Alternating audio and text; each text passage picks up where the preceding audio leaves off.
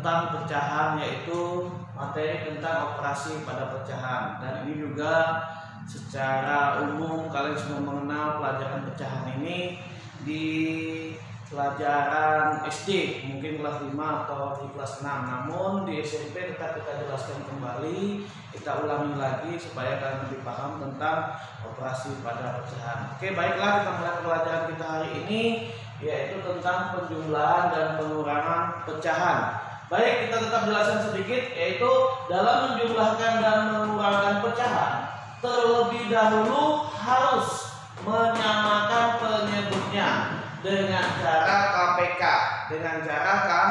KPK itu apa? Kelipatan persekutuan terkecil. Setelah penyebutnya sama, lakukan penjumlahan dan pengurangan pada pembilangnya. Nah, itulah proses dalam penyelesaian penjumlahan dan pengurangan pada pecahan. Kita kasih contoh 1 dan 2. Di sini ada 1/4 ditambah 5/6. Nah, terlebih dahulu kita menyamakan penyebutnya. Di sini sudah saya tuliskan menjadi 12. 4 dan 5 datang 12, yaitu KPK 4 dan 6. KPK 4 dan 6 adalah 12. Maksud dari KPK 4 dan 6 adalah 12, ini bilangan yang bisa dikalikan yang menghasilkan 12. Ya, 6 kali berapa? 12, itu bilangan terkecilnya, yaitu 12. Nah, 4 kali 3 ternyata 12, 6 kali 2 ternyata 12. Maka kali 3 ini, 3 yang dikalikan ini kita kalikan ke 1. Jadi sama dengan 3. Berarti 3/12. Ini kali 2 ini kita kalikan ke 5.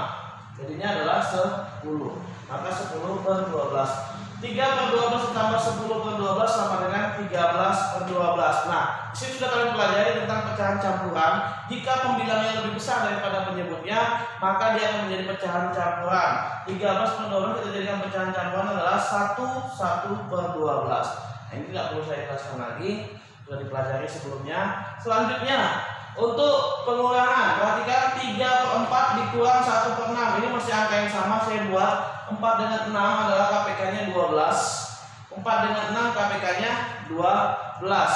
4 kali berapa? 12 kali 3. 3 kali 3 dikalikan ke pembilangnya 9. Terus 2 kali 1 kalikan pembilangnya adalah 2. 9/2 sama dengan 7/12. Nah, itulah bentuk sederhana pada penjumlahan dan pengurangan pada pecahan. Syarat utamanya adalah menyamakan penyebutnya. Setelah itu kita jumlahkan aja pembilangnya. Terima kasih untuk contoh soal sederhana ini. Saya lanjutkan contoh soal yang sedikit lebih berbeda dari tentang penjumlahan dan pengurangan pecahan. Kita lanjutkan soal berikutnya. Nah, kita kasih contoh soal nomor 3, yaitu tentang penjumlahan pada pecahan campuran. Tidak jadi masalah. Di sini prosesnya sangat mudah sekali. Kalau pada penjumlahan pada pecahan campuran, yang pertama adalah kita menjumlahkan bilangan pokoknya, bilangan besarnya, yaitu bilangan 1 dan 3. Kita buat di sini 1 ditambah 3. 1 ditambah 3. Nah, 1 ditambah 3 itu nanti kita simpan aja dulu. Setelah itu kita tambah 1/6 ditambah 7/8. Di sini kita buat pengelompokan baru. Nah, ya, setelah itu kita lakukan penjumlahan. 4 ditambah, nah 1 dengan 6, 6 dengan 8 itu KPK-nya berapa kita buat, kita tentukan dulu KPK 6 dan 8. Ternyata KPK 6 dan 8 adalah 24. Ini harus paham tentang KPK, karena pelajaran KPK sudah kita pelajari pada pelajaran bilangan bulat kemarin. Nah, 24 kali berapa ke 6? Itu kali 4. 4 kali 1 4. Terus 24 kali berapa? 8 kali 3. 3 kali 7 21. Nah, jawabannya adalah 4 ditambah 4 tambah 21 25/24. Ternyata 25/24 adalah pecahan yang mana pembilangnya lebih besar, maka tetap menjadikan pecahan campuran. Maka 4 ditambah 1/24. Nah, sini tetap bilangan besarnya kita tambahin menjadi 5/1/24. Nah, inilah tentang penjumlahan pada pecahan campuran. Penjumlahan pada pecahan campuran. Selanjutnya kita lakukan pengurangan pada pecahan campuran. Nah, kita lihat pengurangan pada pecahan campuran. Kita kasih contoh yang sederhana dulu.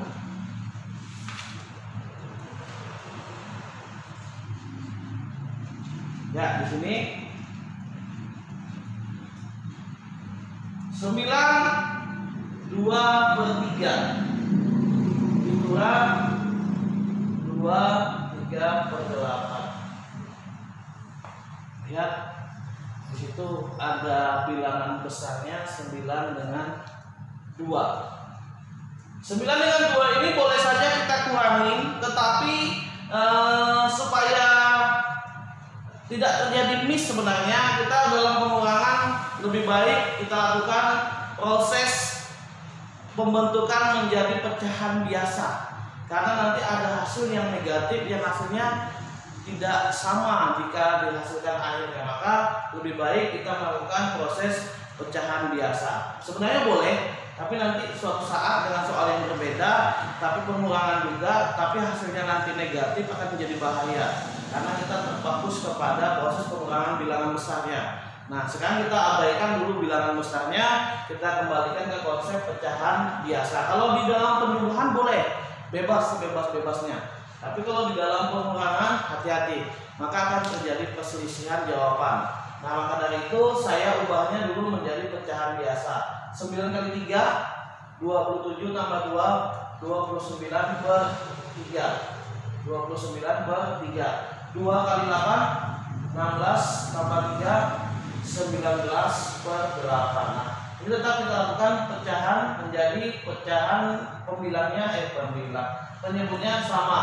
3 dengan 8 KPK-nya adalah 24. Ini harus paham. Kalau ini tidak ada saya ajarin lagi. 24 kali berapa? 24 bagi 3 berapa?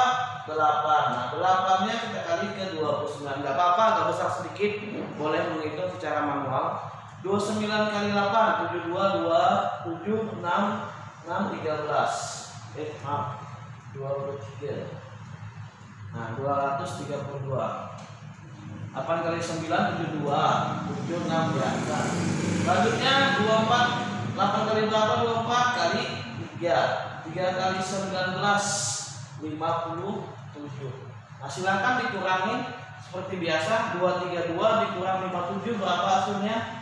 232 dikurang 57 12, di sini 5, 12, di sini 8, maaf 7. Ini 175/24. 175/24. Nah, 175 di bilangan pecahannya 24, maka jadi pecahan campurannya berapa?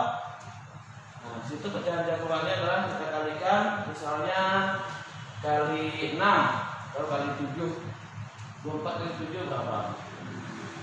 Nah, 7 kali 4 8, 2, 1, 68. Nah, pas.